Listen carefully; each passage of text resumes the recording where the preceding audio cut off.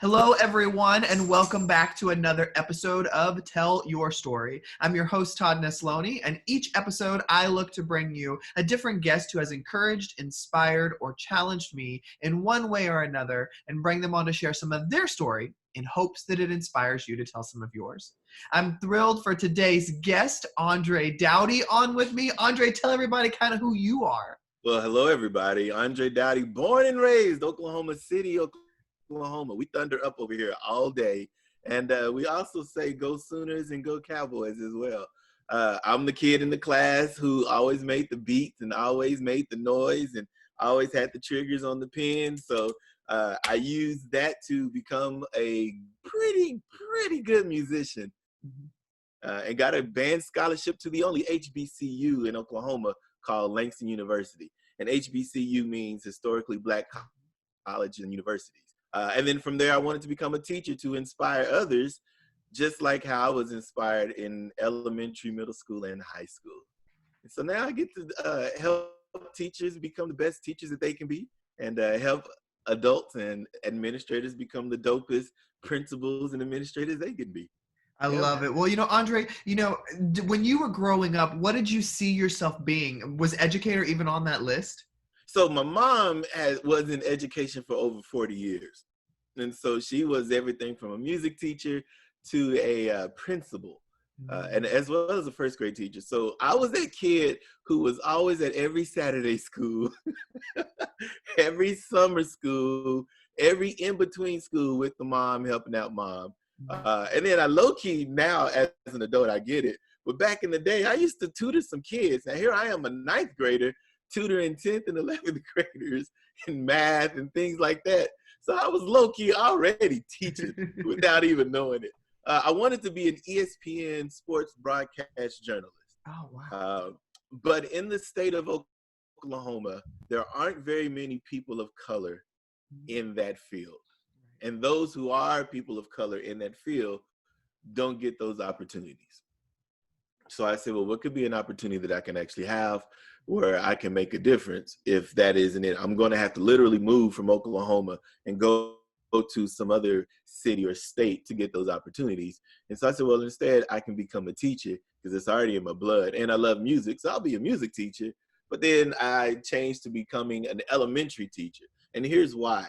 Once again, in Oklahoma, and I'm not even sure, perhaps even nationwide, worldwide, there just aren't very many Black male elementary educators.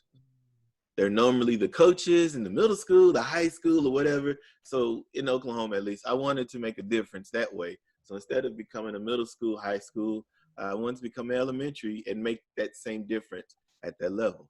So yeah, man, that's kind of the path of me where I was going. I love that. And at some point you decide to get active on social media, you decide to start making these videos. Like, when did that kind of take place? Yeah, so I used to teach unconventionally. Before rap got popular in classrooms, people were high-fiving and handshaking before students walked inside the classroom. This is like 2000. I was doing that. I loved music, and I knew that the kids could understand better through music or better through some unconventional ways of learning. So I did it with my students. And then you fast forward in the day now of social media, students learn differently. And so I'm always trying to find the funny and some interesting ways to teach those same type of concepts. And so now my audience goes from students to teachers. We have a lot of teachers who just need some new strategies, some new ways to think, some new ways to explore outside of the box. And so that's when I started to create some of the videos that I created. I'm not sure worldwide, but I know in Oklahoma, all up and down my social media timeline, teachers were tired, teachers were upset, teachers were frustrated, and teachers just needed to laugh. And so I created a few videos to help teachers laugh. And the next thing I know, more people wanted more of those videos. And so that's kind of where the video started to come into place. And it's just teachable moments. Oftentimes we overlook those teachable moments because our faces are so in tune with just teaching curriculum. And so once again, I'm just kind of sharing some of those things and providing perspective for everyone. You know, I always find that when you're a creator of content that's getting Uh-huh. shared out there for others to see, sometimes you create things that you're like, this is the best I've ever done. It is the funniest one I've ever done. And then it just doesn't catch on. And you're like, Not at seriously, all. that was the best. Have you had that happen yourself? Oh yeah. Oh yeah. Oh yeah. There's some times I'm like, man, this is meaningful content. And I'm like, oh, I can't wait because I see on my timeline, teachers, educators need this. And then I share it and you don't get very many likes. Uh the solace to that is everything happens for a reason and everything happens in a season. Yeah. And so some of the content that I've made 3 and 4 years ago, people are now discovering it and using it in their classrooms. And then so then they're emailing me or DMing me and saying, this is amazing. Thank you for sharing. And I'm saying, well, that was shared over, 3, 4 years ago. So Yeah. everything happens for a reason. And then everything happens in the season. I love that. Well, you know, Andre, when you are out there connecting with other educators, sharing your own things, I know that sometimes, and I've talked about this quite often on this series, is Uh-huh. that idea of doubt coming in. If you begin to see what other people are doing and they're creating, and it begins to make you compare your own skill set and what you bring to the table. And so, how do you personally keep doubt at bay so that it doesn't overtake you and debilitize you? Oh, that's an amazing question. Believe it or not, man, I did a video about this. So here's what had happened, right? Every morning I go exercise. I work out right around the corner from my house. And the middle school has, and so every day I'm at this track trying to improve, trying to get better. Well, one day I'm at the track and I'm going around and I'm in my regiment. I pace, I know my flow. I'm trying to get 100, all the things. And there's this new guy, and I hadn't seen him before. This new guy is stretching and he's warming up, and he takes off. And I mean, like a full sprint, killing it. So what do? I try to follow his speed, and he absolutely smokes me. I'm trying to catch up with him. He absolutely crushes me. I'm huffing and puffing. I'm having asthma. I'm winded, and he is killing it. And he laps me like 3 or 4 times, and I'm like, what happened? And then I had a great teachable moment. I didn't stay in my lane. And by me not staying in my lane, I was trying to follow somebody else's path, somebody else's vision. I was trying to find that person's regiment, or follow that person's regiment. And by me following that person, I ended up losing sight of what I wanted to do. So I didn't even get to finish all my laps because I was hurting. My legs were sore. I mean, my feet were, everything you could think that went wrong because I didn't stay in my lane. And so it's the same way here with doubt. There are some times that the doubt creeps in, but I cannot be Todd. I can't. I cannot be insert whoever you want to name Yeah. it. The only person I can be is Andre. And so that was such a great reminder lesson because I've had that lesson lots of times, especially, as content creators. You see some of your friends monetizing off of YouTube or monetizing off of some of the strategies and the teaching tools that they've shared, and you want to have that same type of a success. And sometimes the doubt can creep in, and sometimes the jealousy could creep in, but you've got to stay in your lane and run your race. And so, yeah, man, that was a really good learning lesson. It's on YouTube, and you see me huffing and puffing, and I'm out of breath, and I'm trying to talk to the camera while it's a thing, man. It was pretty But funny. I love that analogy so much. Like, I think that is such a great comparison and way to think about, you got to stay in your own lane. You got Yeah, to do you. Don't worry about what the other people are doing because they may be killing it, but that's not your lane to be focused that's not on. I love absolutely. that story. Yeah, you can use them as motivation. The Last Dance, Michael Jordan, he did that. He used his competitors as motivation to help himself, but you got to run your race. You can say, okay, well, maybe next week I'm going to try to get this 400 in this certain amount of time, but your race and that race is totally different. Like, I had no idea if that person was a track runner his entire life. I don't know if he went D1 or NAIA, or I don't know any of the things. Only thing I knew was I was trying to compare my life to his life in that moment at that speed, and I got smoked. Yeah, exactly. Oh man. And so, Andre, you have all these experiences. You're connecting with so many kids and Yeah. parents and things like that. And I love just your vulnerability, but also your honesty. And I love when you wrap it in humor, because I think sometimes that humor makes things so much more accessible for people to hear and connect with what you're trying to say. And you may have something really deep and serious, but when you wrap it in humor, more people are likely to hear that. And Hmm. so, I want to shift gears just a little bit in this Okay. conversation, because right now, while this episode is being recorded, we have a country in upheaval. We already had to, as a country, deal with the effects of COVID-19. And we saw right away from that the disproportionate way that it was affecting our Black and Brown communities Right. and our communities of low income. And then on top of that, we've had these racial injustices happening around our country for years. We've had the police brutality for years, but in 1 week we've got Ahmaud Arbery, Breonna Taylor, and George Floyd, and things have just been brought to a spotlight unlike they ever have before. And so, you yourself, being a man of color, being a Black man in America, talk to me first about how have you been holding up during these times? So, man, at first, thanks for that conversation, because this conversation is very well needed. Um, the thing that I share with people during this time is this is normalcy for just about every Black person in America. Depending on the circles in which they live, perhaps they were living in a bubble or sheltered or affluent in some way. But believe it or not, this is normalcy. This is nothing different.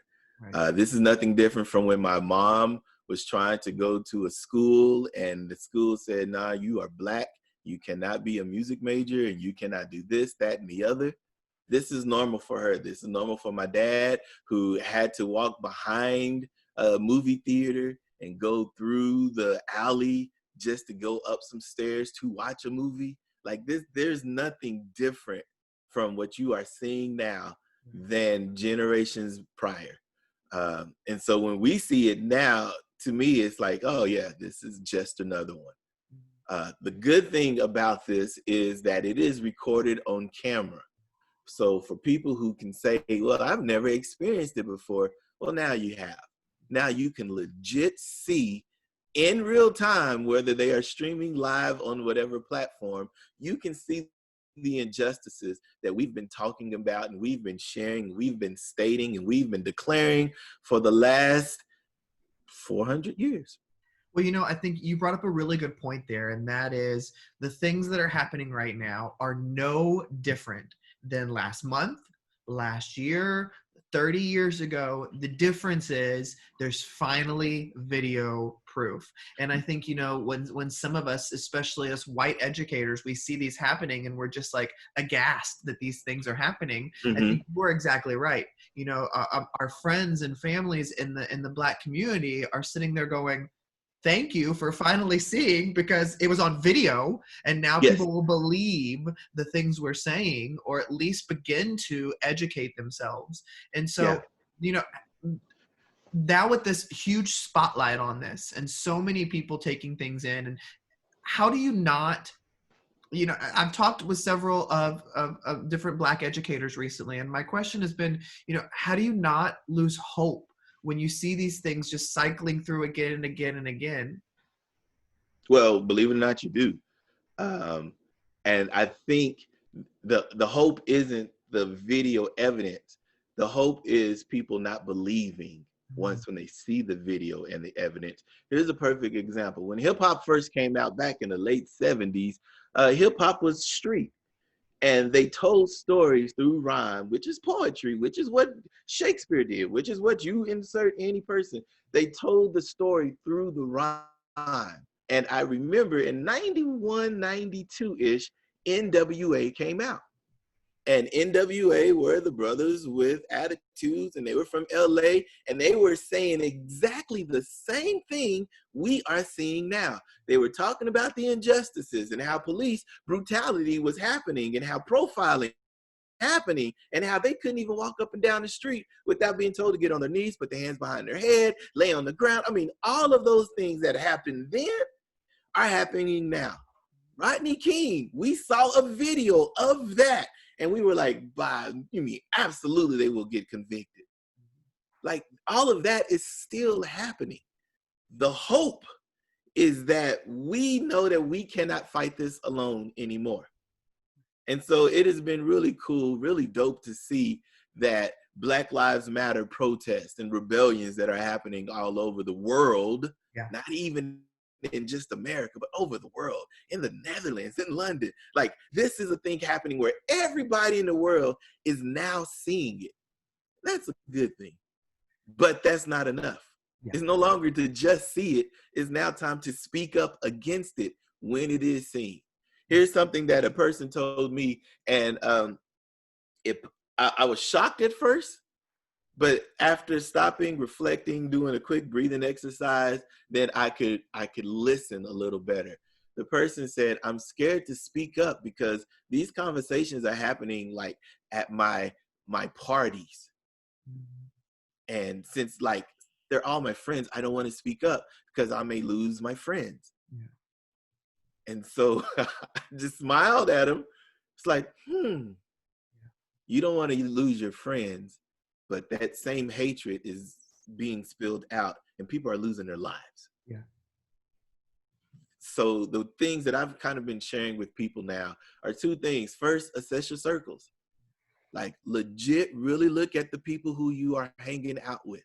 Look at all the people on your timeline. Look at all those private groups that you're in. Look at all those private chats and texts that you have. Like, truly assess your circle. And when you assess your circle, whether it be at a religious group, whether it be wherever, when you see racism, when you see covert microaggressions, or even overt, straight up being profiled racist, you gotta speak up. You gotta speak up. The days of staying silent because you don't want to offend anybody, like, those days are so long gone, man. You gotta speak up. And, and something you said there that really resonated with me was, those of us that are white have to get over that fear of losing a friend or losing something like that, because exactly like what you said, what a luxury we as white people have to have the fear of losing a friend while people like you are afraid of losing a life. And I think when you differentiate between that, it's like, look at where your priorities are. Like, how that right there is a form of, us just having, again, those more afforded to us than our friends of color. And so, being a male Black educator in elementary school, you mentioned the statistics are there, that there are so few African-American educators, period, but especially male in elementary. But when you look at the research shows that when an elementary child has a Black male teacher, regardless of what color they are, they actually outperform when they have any of those other kinds of teachers. And so my question to you then is, knowing that you are a Black male teacher in elementary, and I'm going to assume there are probably no other Black male teachers at your school, how do you find community and feel like you have a voice when you don't have people around you who will stand alongside you all the time? Well, that's a terrific question. Believe it or not, for me personally, I can't speak for others. Yeah. But for me, I had a mom and a dad and a community who told me who I was. They said, you are Andre Daughty. You can do great things. So those affirmations, when I was little, I knew who I was. When I was rocking an afro in the classroom, I knew who I was. I know who I am. And so even now, when I'm the only Black face in a space in education, it's cool. I know who I am. There have been times that I've done keynotes or workshops, and as soon as I walk in, just like in the movies, everybody stops at the salon and they look at the door. You can do that all you want. I know who I am. And so I believe that is what's exactly happening everywhere. And then as far as the community is concerned, the community has now stretched beyond just the walls of anybody's classroom. On the days that you feel tired and you feel frustrated, you can get on Twitter, and there's something called Black Male Educators Talk. And it's a weekly chat with Black male educators. Or I've got lots of friends who are Black male educators, and we can chop it up. We can share what's on our heart. We can share some of those insecurities if needed. But then on top of that, I've got so many of my white friends who are open to have those conversations too. And once again, what are they doing? They're speaking up for me in those places in which I cannot speak. So if they see, for example, that I am inside of a school and I'm the only person of color, they are having those conversations with admin, not me. And so that is the challenge that I am challenging to every educator out here. Really look at your circles. And then when you realize that your circles may not be as diverse as you think, start to ask why. Start to hold those leaders accountable. I had one school say, we just can't find any Black educators. And I asked them, I said, well, where have you looked? They said, well, we do job fairs and we do. I said, okay, you know that there are lots of historically Black colleges and universities. And those HBCUs have teacher education programs. Now, how can you be in Texas and you've never been to a Texas Southern? You've never been to a Prairie View? You've never been to a Langston?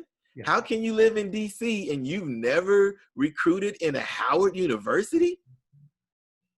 So having these conversations, being bold enough to have these conversations, challenging your administrators, like, why is it that there are no upper managers in this school district of people of color? Or like if your school district is heavily Hispanic, why isn't there any Hispanic leadership up at the top? Yeah. So just having those rough conversations, this is the perfect time and the perfect opportunity to have them. And I encourage every one of your listeners, if they don't have that Black friend me. Let's have that conversation. Let's get started. This is the perfect opportunity to truly make change and not just talk about it, but actually have those action steps to be about it. So I welcome it. I welcome it to everybody, man. Well, Andre, there were two things there that you said that I loved. First of all, is that, those of us who are white, we have so much responsibility to be speaking out for our friends of color and to call out our administration and say, hey, why aren't we hiring more Black, Asian, Latinx? Like, why aren't we hiring more of those to match the kids that we serve, or regardless of matching the kids that we serve, just to give them variety to learn from? And because, I think sometimes as white people, we expect people of color to educate us. We expect people of color to speak up and we'll come alongside them. When it comes to a point where, I've talked to so many of my friends of color who said, we're tired of being the leading voice. I can't speak for every person of color. I need for you to speak up as well and for you to educate yourself as well. And so I love that you said that. But the other thing I love that you said is, look at your circles. Look at the people you're spending time with. And you know what? You may be in a part of the city or country where a lot of people look like you. Right. But that doesn't mean that that's where your circle has to stop.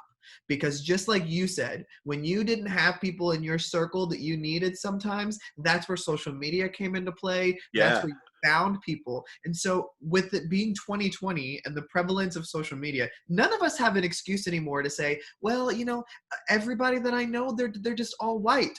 Okay, well then get on Twitter or Facebook or Instagram and find educators of color and follow them, connect with them, share their stuff, learn from them. It's like, you don't have an excuse. Yeah, it's that simple. And even with the algorithms of Facebook and Twitter and IG and Snap or LinkedIn, all you have to do is click that like button or that love button or put a comment, and you will start to see more people of color in your time feed.